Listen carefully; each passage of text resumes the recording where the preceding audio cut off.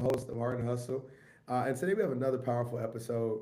We're sitting down with someone who really needs no introduction. Like, she is amazing.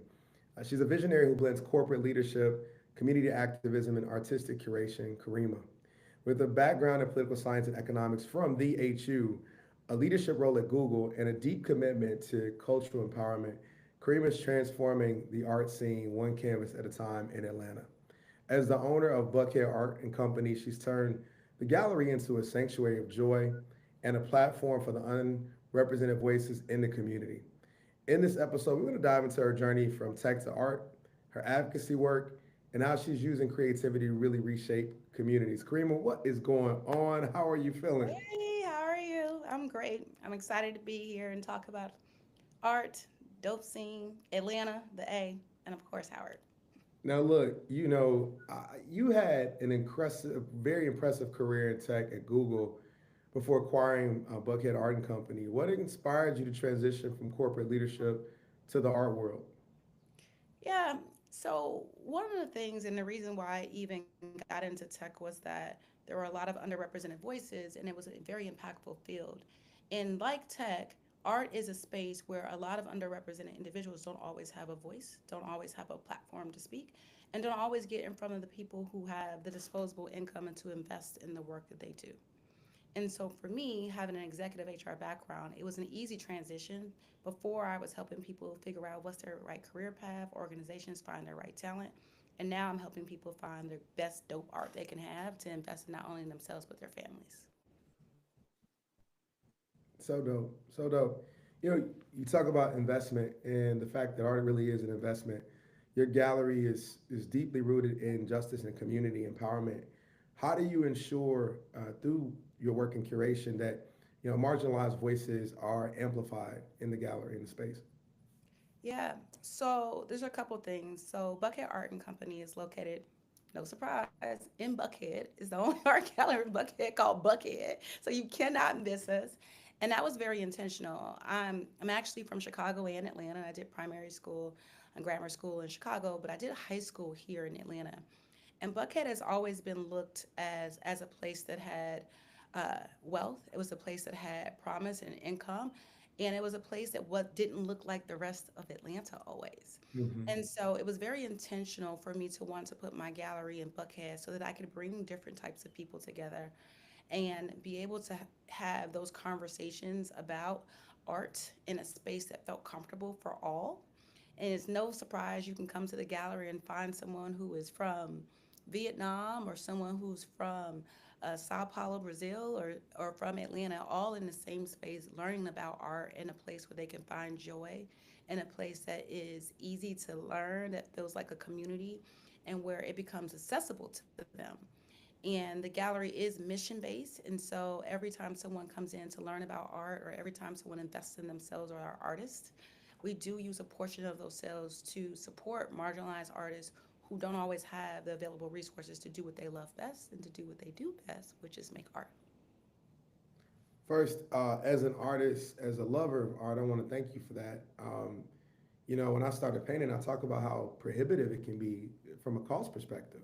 You know, the materials aren't cheap. Someone told me the brushes you use, well, you can tell the quality of the work through the brushes you use. Shout out to my sister Kristen Williams, an amazing artist in Chicago, who put me on. And so, you get a lot of talented young people who are using craft grade materials, but have a ton of talent. And you providing that definitely creates a space and creates a room for them to be in. You talked about joy, and I feel like I came to the space, y'all. Let me tell you, I'm gonna do a shameless plug. It is so dope.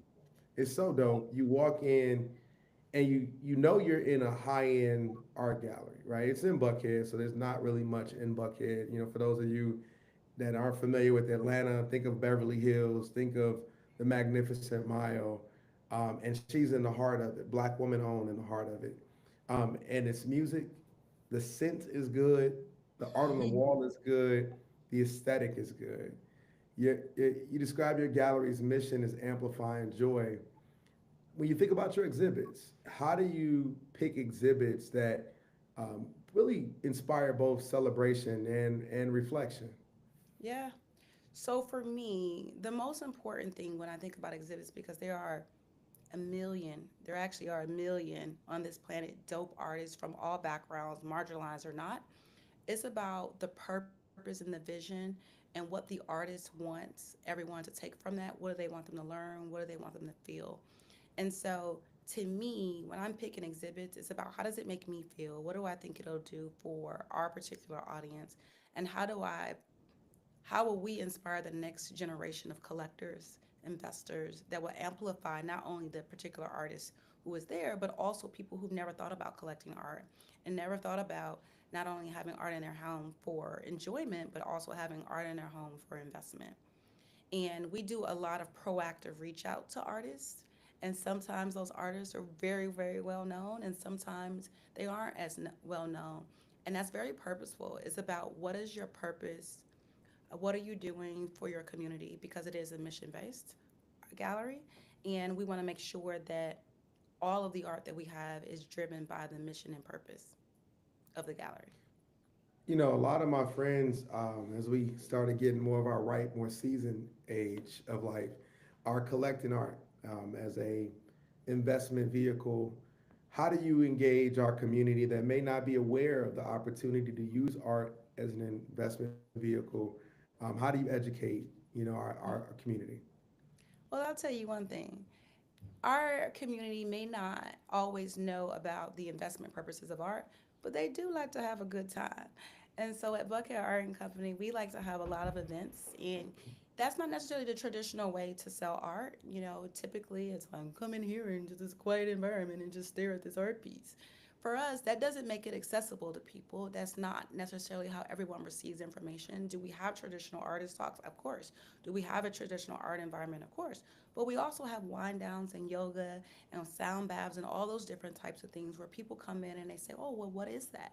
And we have our art curators there to explain what it is, to explain how to become a collector, to explain how to start their art collection in an environment that feels less uh, recluse, in an environment that helps individuals feel more included and accessible, and in a language and an environment where they can actually receive the information. I think that's the most important part.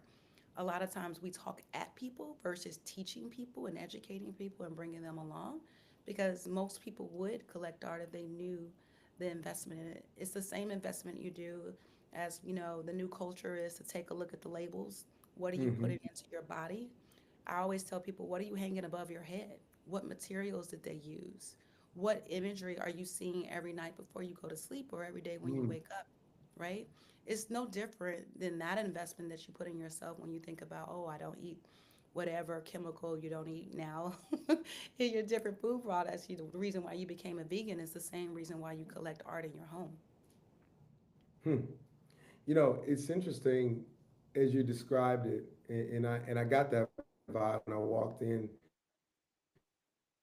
The gallery felt fun. It felt energizing. It felt, like a good time. And it's not lost on me either that like thinking about what Art Basel in Miami has now become from what it started as is all about fun. So clearly, we're setting the trends with regard to what and how we think about art and innovation. you know, let's talk about you a little bit because you're really involved, right? You do a lot in multiple leadership roles, your sorority. How do you balance the time between running the gallery and, does this work influence your approach to curation, all the other things you do? Yeah. I don't. And I don't. Let's not get up here and pretend like I balance stuff. I don't. I don't balance anything. I think We are that not condoning not balance, y'all. Yeah, look, we, I'm the pot no, calling the I'm tired. kettle brown I'm because, tired. yeah. I'm tired and I'm tired. No, I think because I genuinely find joy in the work that I do, both professionally and in human resources and people and purpose, and then also in art curation and being a gallerist, there isn't what I would call a traditional balance, but it is a sense of joy, right? So if I'm tired because I'm doing something that I enjoy, that is something that I can accept and be thankful and grateful for. It's a different type of balance because I don't really want to balance it because I really like what I do and I love what I do. What I will say is the overlap between my professional world and my what I would say the gallery, which is also a form of professional expression, is that I get to influence the next leaders. I get to influence how people see themselves and how people see other people. I get to influence the conversations in an environment that can feel neutral in a way. There are certain things that I'm just not neutral on, full stop.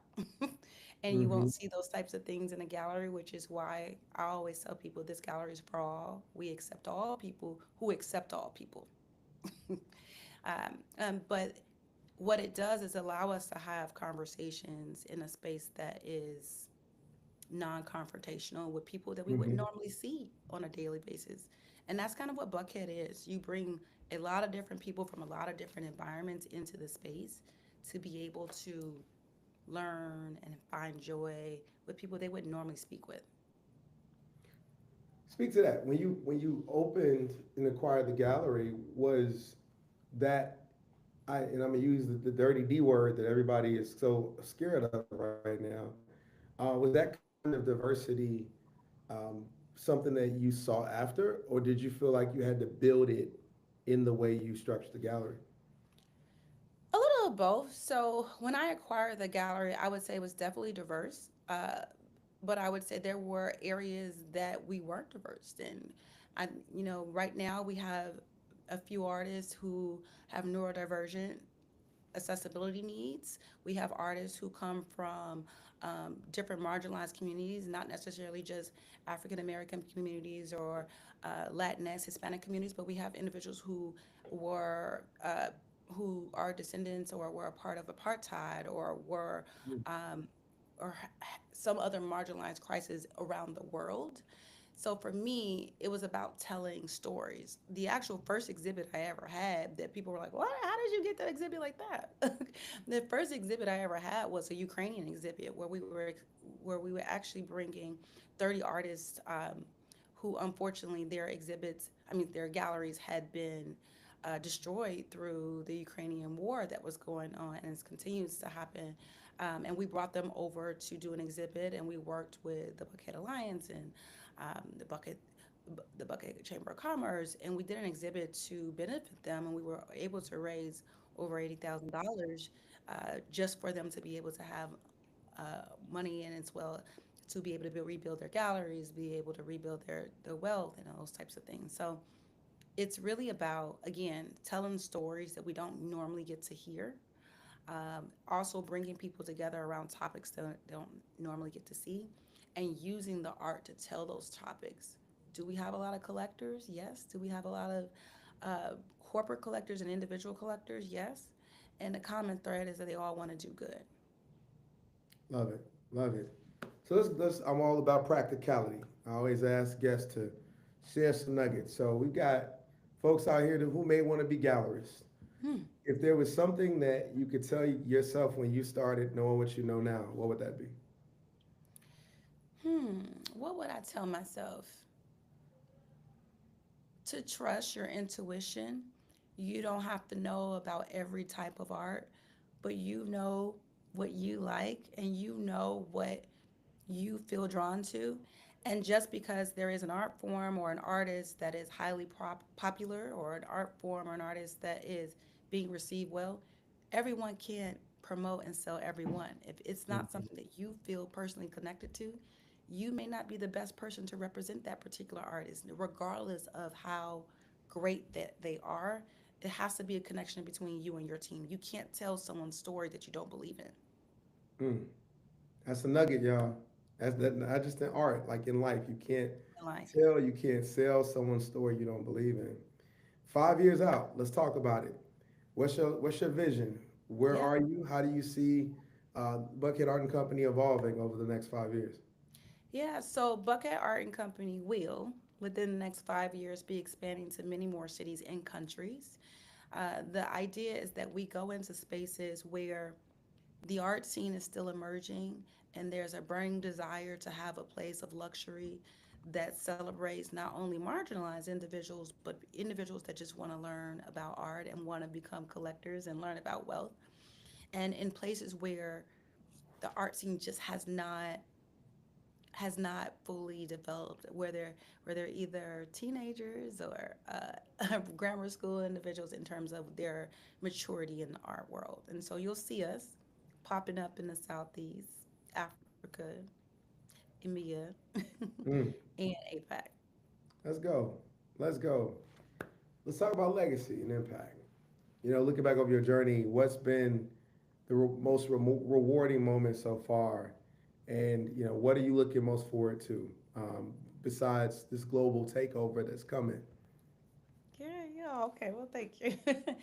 So I think people forget because I, we've put a little bit of a footprint out here, and people are starting to feel like we're their long lost cousins, so they come around a lot.